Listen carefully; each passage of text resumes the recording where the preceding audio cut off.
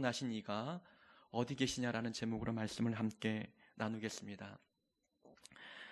예수님의 탄생 기록은 마태복음 그리고 누가복음에 기록되어 있습니다. 양 복음서에 기록되어 있는 예수님의 탄생 기록을 보면 약간 차이가 나는 부분을 발견하게 되지요. 우선 오늘 본문에 나와 있는 이 동방박사 이야기는 누가복음에는 기록되어 있지 않고, 또 누가복음에 기록되어 있는 목동들이 새벽에 탄생하신 예수님께 찾아와 경배하고 또 기뻐하는 모습, 이 기사는 오늘 마태복음에는 기록되어 있지 않습니다. 이런 차이점을 보이는 것은 마태와 누가가 바라본 예수님의 시각과 관점이 다르기 때문입니다. 우리가 수요일마다 누가복음을 함께 말씀을 듣고 있습니다. 누가복음을 우리가 함께 공부하면서 누가가 바라본 예수님의 모습은 인자 예수님이셨어요. 하나님의 아들이셨던 그 예수님께서 하나님의 모습을 벗어버리고 이 땅에 인간의 몸을 입고 오신 사람의 아들 인자 예수님을 강조하는 복음서가 바로 누가복음이라는 것을 우리가 배웠습니다.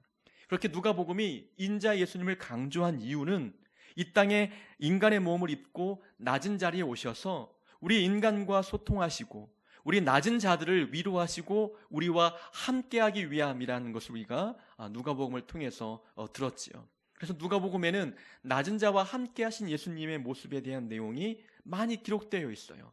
그러다 보니까 누가복음에 나와 있는 예수님의 족보는 그 당시 사회적으로 약자에 속해 있는 여인 마리아의 족보가 기록되어 있지요. 그리고 예수님의 탄생 기록에서도 낮은 자 위치에 있는 낮은 직분자들인 목동들이 먼저 예수님의 탄생을 축하하기 위해서 방문했던 기사가 나오는 것도 이렇게 예수님께서 인자의 모습, 낮은 자의 모습으로 오셨기 때문에 낮은 자들에게도 하나님께 나오는 길이 활짝 열렸다는 것을 보여주기 위함이죠. 근데 마태는 예수님을 바라보는 관점이 왕이신 하나님이십니다. 하나님께서 이 땅에 예수님의 모습으로 오신 것은 우리의 왕이 되기 위해서 오셨다는 거예요.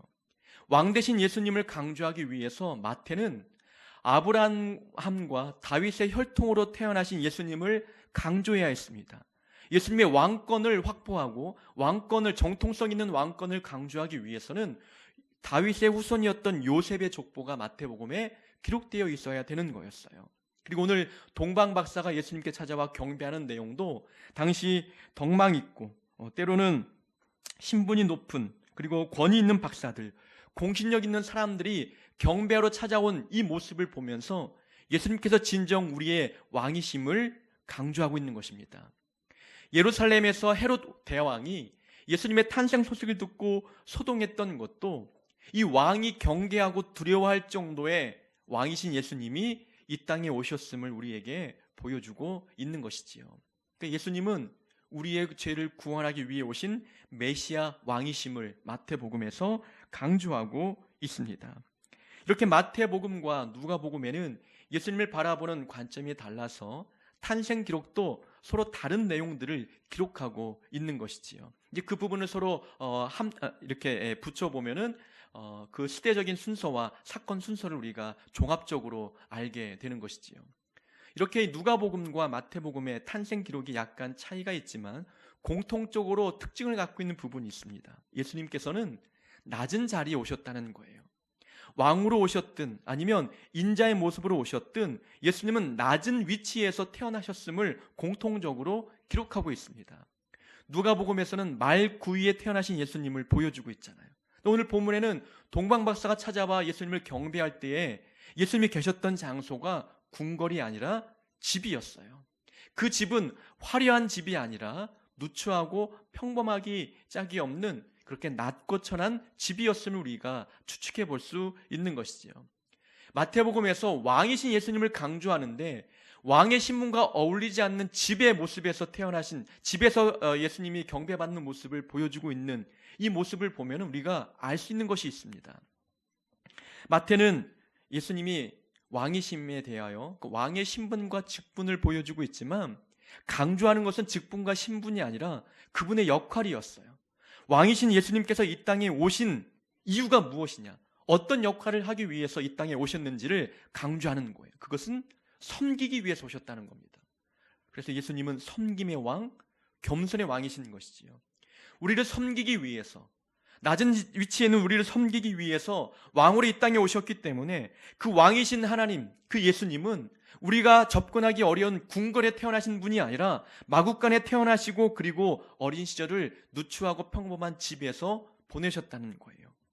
집이었기 때문에 동방박사가 거리낌 없이 찾아와 경배하였고, 동방박사뿐만 아니라 모든 사람들이 낮은 위치에 있는 자들이 와서 예수님을 만나고 경배할 수 있는 그 길이 열렸다는 것을 보여주고 있는 것입니다. 그러니까 마태와 누가는 예수님이 낮은 자리에 오셨고, 낮은 자리에 오셨다는 것은 우리를 위해서 어떤 역할을 하고 계실지를 강조하고 있는 것입니다. 자기의 직분과 신분을 강조하는 자들은 그 직분과 신분에 맞는 조건과 환경을 요구합니다. 내가 왕인데 라는 생각을 갖고 있으면 궁궐을 원합니다. 내가 가지고 있는 직분과 사회적인 위치를 강조하면 거기에 걸맞는 대우, 거기에 걸맞는 환경을 요구하게 되어 있다는 것이지요. 그러나 자기의 직분과 신분이 어떠하든지 내가 해야 할 역할을 강조하고 거기에 초점을 두는 자들은 환경은 중요하지 않아요. 내가 하나님 앞에 해야 될 사역은 섬기는 것이구나, 사랑을 베푸는 것이구나 라는 것을 자각하고 깨닫는 사람들은 어떤 환경에 놓여 있든지 그 자리에서 섬김과 사랑의 사역들을 감당하게 되는 것이지요. 왕으로 오셨지만 낮은 자를 섬기는 사역을 하셔야 될 예수님, 그 사역을 위해서는 마구간이나 누추한 집이나 그것은 중요하지 않습니다. 그러한 환경과 조건에서도 우리를 섬기고 사랑하는 데 전혀 지장되지 않기 때문입니다. 우리는 직분과 신분을 강조하기보다 하나님께서 우리에게 어떠한 역할을 맡기셨는지 그 사역에 집중해야 합니다. 내가 목사인데, 내가 장로인데, 내가 권사인데라는 이 직분에 집착하면 그 직분에 맞는 대우가 있지 아니하면 시험에 들고 불평하고 낭망하게 되는 일들이 있게 되는 것입니다. 사람들은 자리, 직분, 신분의 욕심을 낼 때가 많습니다. 그러다 보니까 자꾸 높은 위치, 더 화려한 자리, 더 멋진 곳에 앉으려고 하는 모습들이 보이는 것이지요. 하나님께서는 우리에게 많은 직분을 주시고 또 사회적인 위치를 우리에게 맡겨주셨지만, 그러나 하나님께서 보시는 부분은 역할입니다. 역할을 보고 우리를 평가하시지, 우리가 얼마나 높은 직분과 신분을 갖고 있는지 하나님은 그 모습을 보시고 우리를 평가하는 분이 아니라는 것입니다. 우리가 어떤 자리, 어떤 환경에 있든지 내게 맡겨주신 사역을 잘 감당하는지, 하나님이 원하시는 역할을 그대로 잘 수행해내고 있는지 하나님은 그 역할을 보고 계십니다. 주중에 함께 사역했던 한 전도사님과 연락이 닿았습니다. 교회를 개척한다고 하시면서 기도의 동역자가 되어달라고 부탁하셨지요. 교회 이름이 손술의 천막교회입니다. 이름만 딱 들어도 그분이 어떤 사역을 감당할지 우리가 예측되지 않습니까? 천막교회예요. 그만큼 낮은 자들과 함께 하겠다는 그런 강한 메시지가 그 이름에 담겨 있는 것이지요. 제가 물어보았습니다. 이름이 손술의 천막교회니까 혹시 천막을 치고 예배를 드리십니까? 물어보았더니 그렇게 하고 싶었지만 그러기 위해서는 땅이 필요하고 또 더 많은 시간이 좀 필요해서 지금은 급하게 상가 건물을 임대해서 교회를 꾸미고 있다고 말씀하셨어요. 그러면서 사진을 찍어 보내셨는데 그 사진을 보고 제가 초심을 바로잡았어요. 그분의 교회에 비하면 우리 하늘뜻 교회는 궁궐이었어요. 그걸 보면서 이분이 참 대단하신 분이시구나 라는 생각이 들었던 부분이 무엇이냐면, 이분도 이제 하나님 앞에서 역할이 중요함을 알고 있는 분이었던 것이지요. 사람을 섬기고 낮은 자와 함께하기 위해서 화려한 건물은 그렇게 중요하지 않다는 것을 알고 계셨어요. 이미 마음속으로 천막교회를 시작하려고 하셨던 그런 강한 확신이 있었기 때문에 천막보다는 그 임대 건물이 더 화려한 거죠. 어찌 보면 그분의 일이 화려한 것입니다. 그런 상황, 열악한 상황에서도 하나님의 역할을, 하나님의 섬김의 역할을 감당하는 데 있어서 그 환경은 그렇게 방해 요소, 지장되는 요소가 아님을 알고 계셨어요.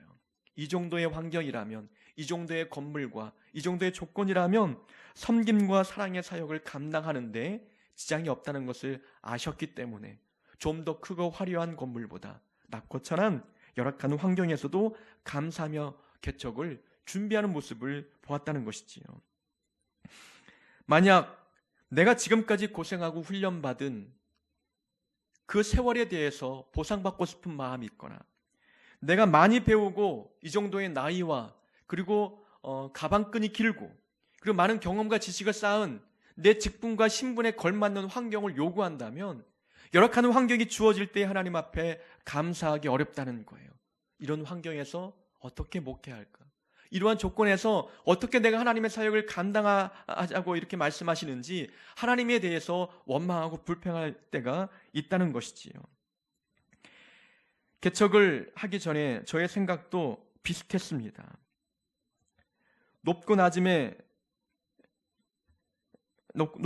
따지지 아니하고 하나님께 충성을 다하겠다고 생각했었지만, 그러나 내가 지금까지 노력하고 훈련받는 것에 비하면 나도 어느 정도 높은 위치에서 많은 사람들 앞에서 무시당하지 아니하고 남들이 울어보는 위치에서 설교하고 목회하고 싶은 마음이 들었을 때가 있었다는 것이지요.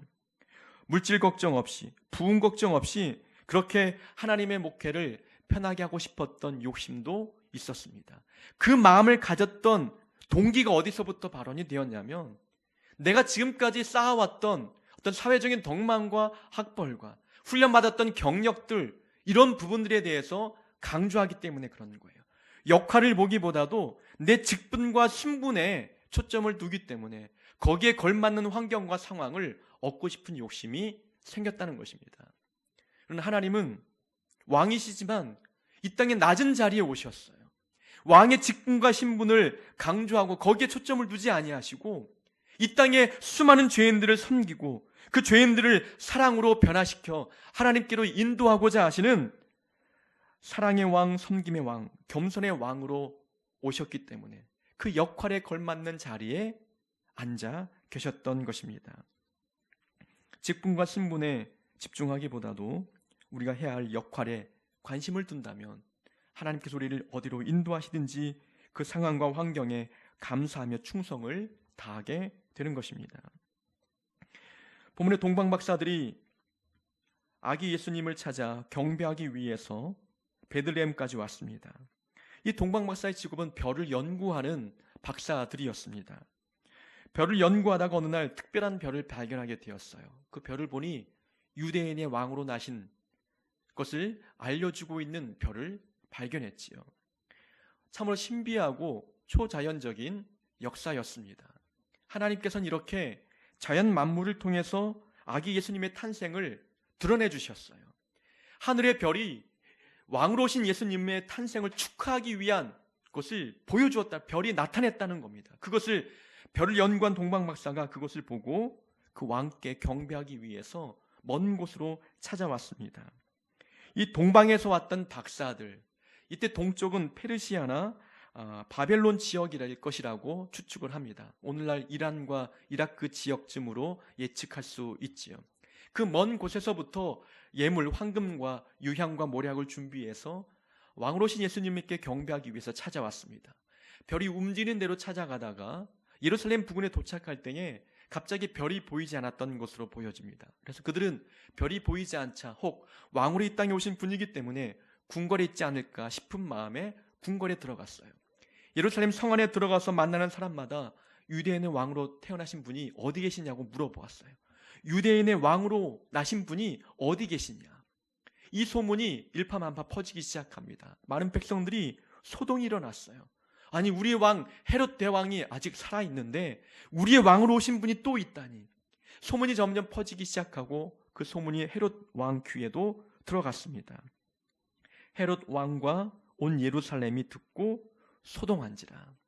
헤롯 왕이 박사들을 불렀습니다. 불러서 그 유대인의 왕으로 난 이가 어디에 있는지 기록된 성경을 통해서 찾아서 알려주게 됩니다. 근데 이 동방박사를 통해서 우리가 배울 점들이 있습니다. 우리 오늘 본문을 통해서 동방박사를 통해서 우리가 배워야 할 영적인 지혜들이 무엇인지를 함께 발견해야 되는 것이지요.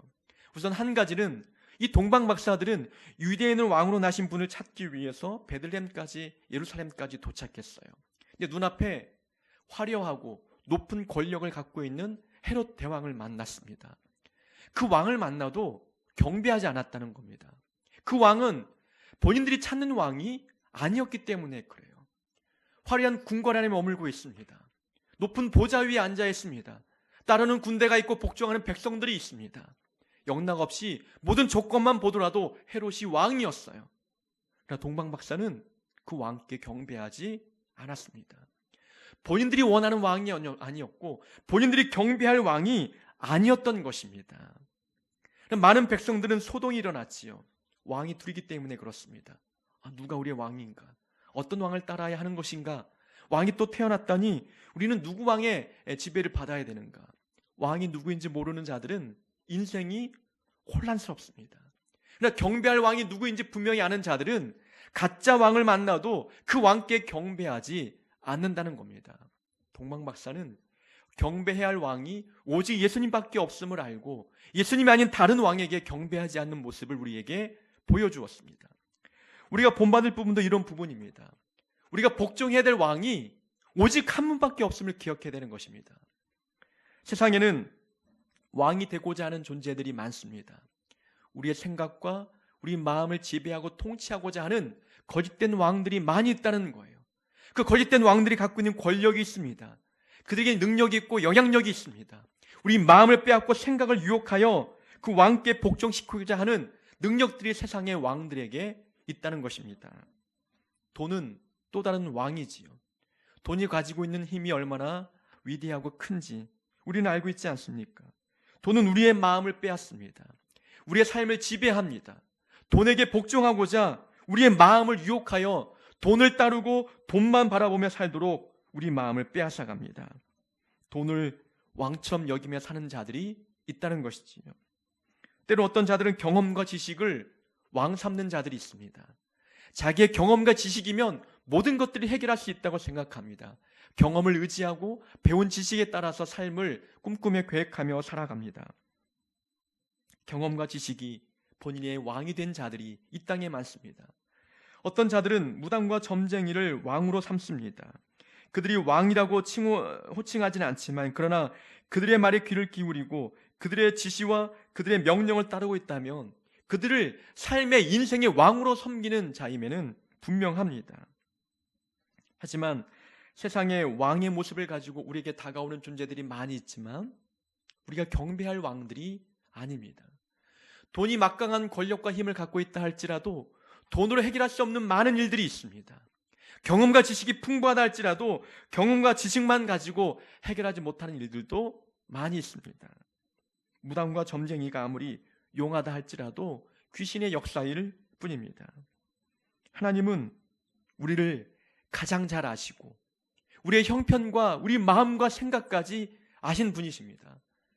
낮고 천한 우리와 함께하기 위해서 하늘의 보좌를 버리고 이 땅에 오신 분이 바로 하나님이십니다. 우리가 경배할 왕은 오직 예수님밖에 없음을 기억해야 되는 것입니다.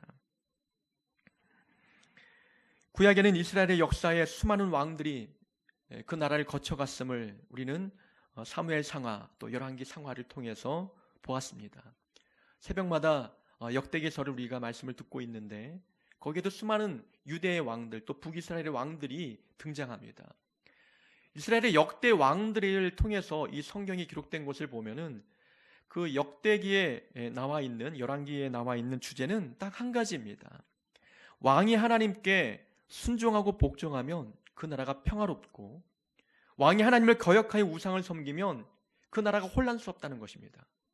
그러니까 참된 왕을 분명히 알고 그 왕께 복종하면 그 나라가 평화롭다는 것이 이 역대기서의 주제인 것입니다. 수많은 불완전한 왕들을 등장시키면서 그들이 하나님께 복종할 때 나라가 평안했지만 한순간 통치 말년에 하나님을 버리고 우상을 따를 때 그 나라가 어떻게 몰락해 갔는지를 보여주면서 진정한 왕을 사모하도록 보여주는 거예요.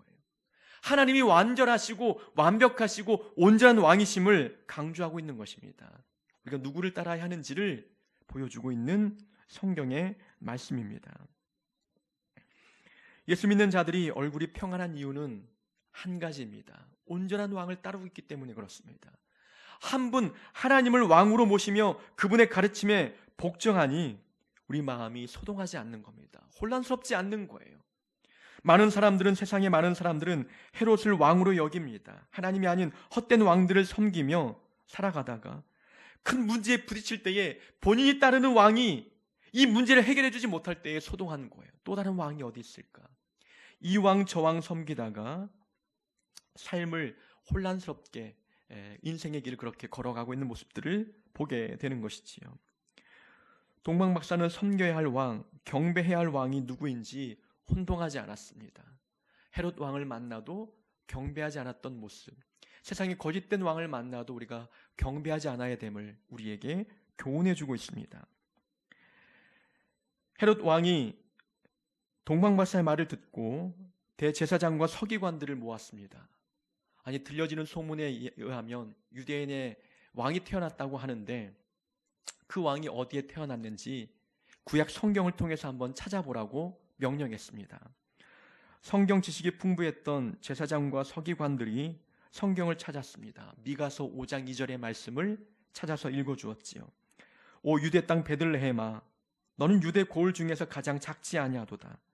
내게서 한 다스리는 자가 나와서 내 백성 이스라엘의 목자가 되리라 하였음이니이다. 기록된 성경에 보니까 유대인의 왕이 베들레헴에서 태어났음을 알려주었어요. 헤롯 왕이 동방 박사를 불러다가 이야기합니다. 자, 성경에 보니 베들레헴에서 유대인의 왕이 태어났다고 하니 베들레헴에 가서 그에게 경배하고 그가 어디 있는지 나에게 돌아와서 알려달라고 부탁합니다. 나도 가서 유대인의 왕에게 경배하겠다라고 이야기하는 것이지요. 누가 봐도 그것은 거짓말이었습니다. 본인이 왕인데 또 다른 왕이 태어났으니 그 왕을 찾아 죽이려고 하는 그런 거짓된 친절의 모습이 보여지게 된 것이지요. 동방 박사가 헤롯 왕의 말을 듣고 베들레헴을 향했습니다. 베들레헴을 가다가 또다시 별이 보였습니다. 별을 보고 베들레헴에 갔는데 베들레헴 한 집 위에 그 별이 멈춰 섰어요. 그 집에 들어가 아기 예수님을 왕으로 섬기며 경배하였습니다. 자, 우리는 본문을 보면서 하나님께서 동방 박사들을 인도해 가실 때, 예수님께로 인도해 가실 때에 다양한 방법으로 인도하셨음을 보여주고 있습니다. 첫 번째는 뭘로 인도하셨어요? 별을 통해서 인도하셨어요. 두 번째는 기록된 성경 말씀을 통해서 인도했다는 것입니다. 그리고 세 번째는 이제 그들이 왕께 경배하고 이제 헤롯 왕에게로 돌아가려고 했는데 꿈속에서 하나님께서 말씀하시기를 헤롯에게로 돌아가지 말고 다른 길로 해서 고국으로 돌아가도록 인도하셨어요. 하나님 인도하신 방법 중에 하나는 꿈을 통해서도 인도하셨다는 것입니다. 하나님 이렇게 다양한 방법으로 우리를 하나님께로 인도하십니다. 성경 말씀을 통해서, 기도를 통해서, 때로는 가까운 친구를 통해서, 때로는 성경을 읽으면서 기도하면서 다양한 방법을 통해서 우리를 하나님께로 인도하신다는 것입니다. 그 많은 방법 중에서 내게 가장 익숙한 방법으로 인도하시는 것이지요. 별을 통해서 인도하시는 것, 우리에게는 초자연적인 현상처럼 보이지만 동방 박사들에게는 일반적인 거였어요.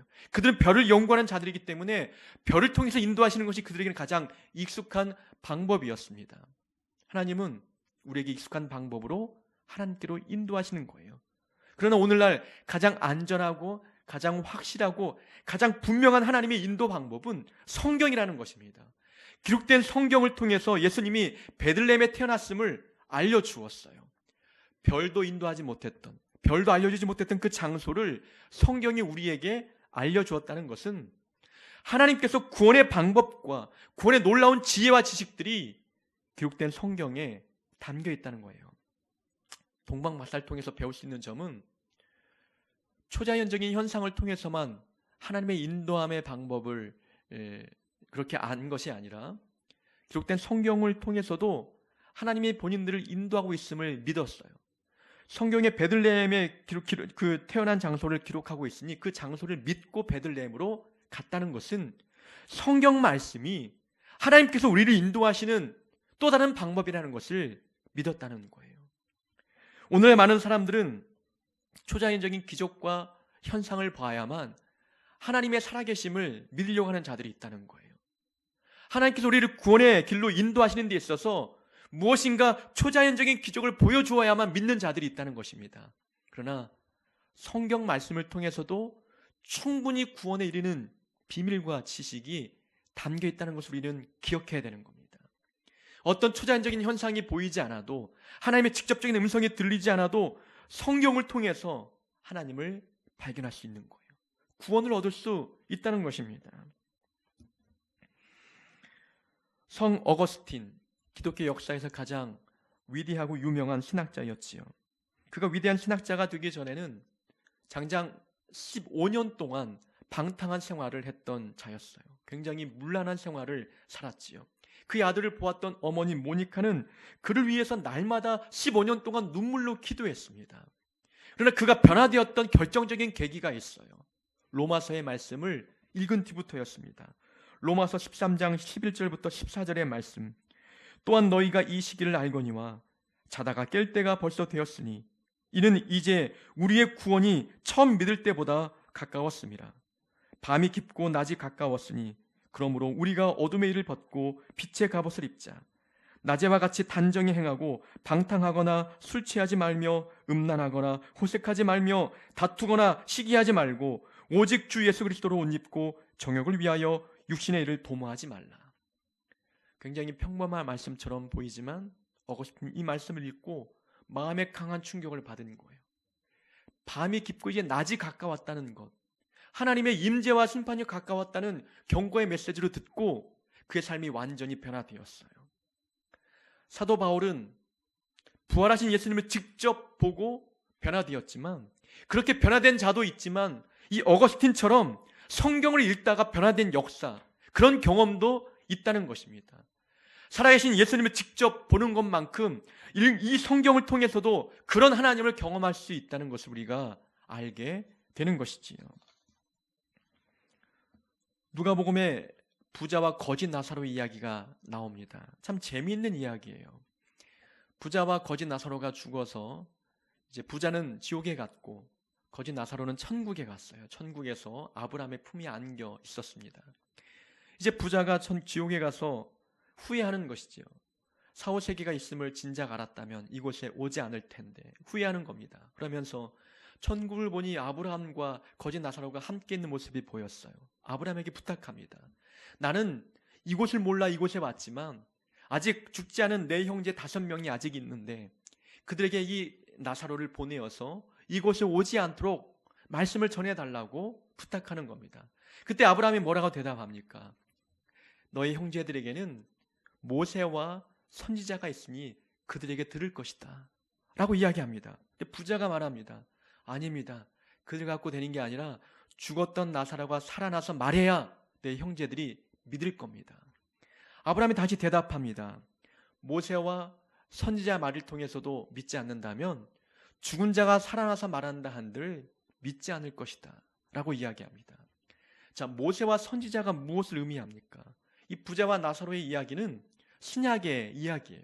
근데 모세와 선지자는 구약의 인물이라는 것이지요. 근데 모세에게 어떻게 들으라는 거예요? 그것은 모세가 기록한 율법을 말하는 거예요. 또 선지자에게 들으라는 것은 선지자가 기록한 구약의 선지서를 읽어보라는 겁니다. 곧 아브라함의 말은 기록된 구약 성경을 의미하는 거예요. 기록된 성경을 읽다 보면 이곳에 오지 않을 것이다, 지옥에 오지 않을 것이다 라고 이야기하는 것입니다. 죽은 자가 살아나서 말한다 한들 그 중요한 게 아니라 그들에게는 성경이 있다는 거예요. 기록된 성경을 통해서 읽으면 구원에 이를 수 있는 방법과 지혜가 발견될 터이니 그 성경을 보라는 것입니다. 초자연적인 현상만을 바라고 기대하는 자들이 있다는 것이지요. 그러나 하나님은 우리를 인도하실 때에 성경 말씀을 통해서 인도하신다는 거예요. 이 성경을 읽다 보면 삶의 지혜가 있고 생명에 이르는 길이 있습니다. 좁은 길, 구원에 이르는 길이 분명히 있음을 하나님 우리에게 말씀해 주고 계십니다. 동방 박사는 기록된 성경을 통하여 하나님께서 예수님께로 인도하는 그 방법을 들었습니다. 우리에게 성경이 있다는 것은 하나님의 특별한 은혜가 부어진 것입니다. 기록된 성경을 통해서 하나님의 인도하심을 받아야 돼요. 기적과 이적을 기대하지 말고 초자연적인 현상만을 바라지 말고 하나님이 내 귀에 직접 음성을 들려주셔야 하나님의 존재를 믿지 말고 성경이 내 마음에 들어오고 내 귀에 들려진다는 것, 이것은 하나님이 나를 부르시는 음성입니다. 기록된 성경을 통해서 하나님의 인도함을 받는 자들이 돼야 될 줄로 믿습니다. 그렇게 동방 박사는 기록된 성경의 말씀을 통해서 베들레헴으로 향했습니다. 베들레헴으로 가다가 또다시 빛나는 별을 바라보고 그 별이 멈춰진 곳에 그 집에 들어가 아기 예수님께 가지고 온 예물을 드리고 경배했습니다. 참 동방 박사가 대단한 부분이 있어요. 평범한 집에 있는 그 아기를 보고 왕으로 인정했다는 거예요. 한번 생각해 보세요. 우리 같으면 어떻겠습니까? 하늘의 별이 왕의 탄생을 축하할 정도였어요. 아니, 별도 왕의 탄생을 축하할 정도면 이 박사의 머릿속에 어떤 왕일지 기대가 되지 않겠습니까? 그 머릿속에 그려지는 왕의 모습이 있을 거예요. 화려한 궁궐에서 수많은 군대를 이끌고 많은 찬양대의 찬양을 통해서 웅장하게 임하신 그 유대인의 왕을 머릿속으로 그렸을 것이에요. 근데 그들이 방문했던 곳은 궁궐이 아니라 작고 허름한 집이었어요. 그곳에 많은 군대가 동원된 것도 아니었고 유명하고 높은 정치인들이 방문한 것도 아니었어요. 외국의 사신들이 찾아와서 유대인의 왕의 탄생을 축하하는 모습도 보이지 않았어요. 오직 마리아와 아기 예수님, 그것도 강포에 쌓인 아기 예수님만 눈에 보였습니다. 그러나 그 예수님을 보고 왕으로 인정하고 경배했다는 거예요. 자신들이 생각하고 기대했던 결과 그 모습이 아니어도 실망하지 않았다는 겁니다. 내가 기대했던 결과가 아니어도 실망하지 않고 하나님께 경배하고 있는 모습, 우리에게 도전이 되고 있지 않습니까? 우리가 기대했던 결과가 있습니다. 우리 기도하면 기도의 응답에 대한 그런 결과에 대해서 기대감이 있잖아요. 내 기도에 하나님께서 어떻게 응답하실지 나름대로 상상하는 그림들이 있다는 거예요. 그러나 기도의 결과, 내가 상상하고 기대했던 결과가 나타나지 않을 때 우리는 그 상황을 아멘으로 받아들일 수 있는 믿음이 있느냐라는 거예요. 내가 기대했던 인생의 결과가 아닐 때, 내가 기대했던 목회의 결과가 아닐 때, 그럴 때에도 그 상황을 하나님께서 내게 주신 은혜의 상황으로 받아들일 수 있는 믿음이 우리에게 있느냐라는 것입니다. 애굽에서 종노릇했던 백성들을 모세를 통해서 구원해 내셔서 이 백성들을 가나안 땅으로 인도하셨어요. 그런데 하나님께서 종노릇했던 백성들을 인도해 내실 때에 홍해 바다를 가르시고 인도하신 길은 광야길이었어요. 백성들은 전능하신 하나님께서 그 당대 참으로 신과 같은 존재였던 바로 왕을 10가지 재앙을 통해서 꺾으신 기적을 보았어요. 와, 우리 하나님 대단하시구나. 홍해 바다를 가르시고 그 바다의 마른 길로 행하도록 인도하셨어요. 우리 하나님 정말 힘이 있으시구나. 이런 전능하신 하나님께서 우리를 인도하신다면 우리가 가는 인생길 형통하고 평탄하겠구나 기대했을 것이지만 기대의 결과가 완전히 어긋났습니다. 그들은 광야길을 걸어야만 했어요. 그것도 40년 동안 먼지나고 위험천만한 그 광야길을 걸을 수밖에 없었어요. 그 기대와 어긋난 길로 하나님께서 인도하실 때에 백성들은 불평하고 원망했어요. 그 상황을 하나님의 인도하심으로 받아들이고 감사하기보다 자기의 기대와 어긋났더니 불평하고 원망했습니다. 가나안 땅 가까이 도착했어요. 이제 우리가 젖과 꿀이 흐르는 땅에 들어가겠구나 싶었는데 정탐꾼을 통해서 이야기를 들어보니 그 땅은 비어있는 땅이 아니었어요. 그들보다 기골이 장대한 거민들이 살고 있는 땅이었습니다. 그 땅을 차지하기 위해서는 전쟁을 통해서 승리를 해야만 얻을 수 있는 땅이었어요. 하나님이 인도하신 결과가 거저 얻는 것인 줄 알았는데, 피 흘리지 아니하고 땀 흘리지 아니하고 거저 얻는 결과를 내게 주어질 줄 알았는데 기대와는 전혀 다른 상황이 벌어지고 말았어요. 사람들은 원망하고 불평하고 우리는 죽었구나 싶은 마음에 분노하며 애굽으로 돌아가고자 외쳤습니다. 이스라엘 백성들을 본인들이 기대했던 결과가 주어지지 않을 때 하나님께 원망했습니다. 우리도 이와 같지 않습니까? 우리가 하나님께 바라고 원하는 것이 있어요. 기대한 바가 있습니다. 내가 이렇게 열심히 기도하고 하나님 섬기며 신앙생활 잘했는데 선하게 살았는데 그래도 하나님께서 나에게 기대한 만큼의 어느 정도의 결과를 안겨주시겠지. 그러나 기대와 어긋난 상황이 부딪힐 때에 우리도 혹시 원망하지 않습니까? 동방 박사는 기대했던 왕의 모습이 아니어도 하나님께 경배했어요. 왕으로 인정하고 그 상황을 아멘으로 받아들였습니다. 내가 기대한 결과가 얻어지지 않아도 하나님 앞에 아멘하며 그 상황을 믿음으로 받을 수 있는 믿음의 모습이 우리에게 있어야 합니다. 그래서 우리는 기도할 때마다 기도의 내용 속에 꼭 들어가야 될 내용이 있어요. 우리가 원하는 것들을 막 간구하고 소원 이루어달라고 기도하는 것 중요합니다. 그러나 마지막에 그래도 하나님, 내가 기도한 대로 응답되지 않아도 시험에 들지 않을 수 있는, 실망하지 않을 수 있는 믿음 달라고 기도해야 되는 거예요. 예수님께서 그렇게 기도하셨거든요. 십자가의 고통이 너무 두려워 하나님께 기도할 때에 하나님, 옮길 수만 있다면, 할 수만 있다면 이 잔을 내게서 옮겨 달라고, 십자가의 잔을 나에게서 옮겨 달라고 기도했어요. 그러나 마지막에 뭐라고 기도합니까? 그러나 나의 원대로 하지 마시고 아버지의 원대로 하옵소서. 내가 바라는 것은 이것이지만 그러나 하나님이 바라는 하나님의 뜻이 이루어지길 원합니다 라고 기도한 거예요.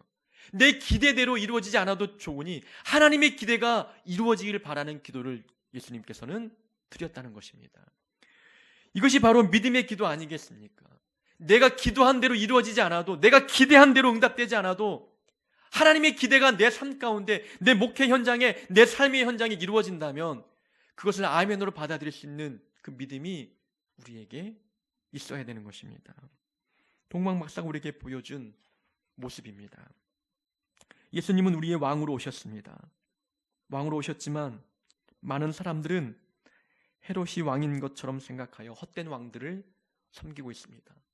헤롯도 예수님의 탄생을 알고 있었고 유대인의 왕이 어느 지역에서 태어났는지 말씀을 통해서 알고 있었어요. 알지만 경배하지 않았습니다. 많은 사람들 성탄절이 어떤 날인지 알고 있습니다. 예수님이 누구인지도 알고 있어요. 기독교에서 강조하는 예수님이 우리를 위해서 오셨고 우리를 구원하기 위해서 오셨다는 것을 알고 있습니다. 그러나 아는 것과 믿는 것은 달랐고 아는 것과 경배하는 것은 달랐다는 것이지요. 많은 사람들이 예수님을 왕으로 경배하지 않아도 예수님은 우리의 왕이십니다. 우리 삶을 다스리기 위해서 이 땅에 오셨습니다. 왕 대신 예수님을 마음에 모셔서 오직 예수님만을 내 인생의 왕으로 모시고 섬길 수 있는 우리 모두가 될 수 있기를 주의 이름으로 축원합니다.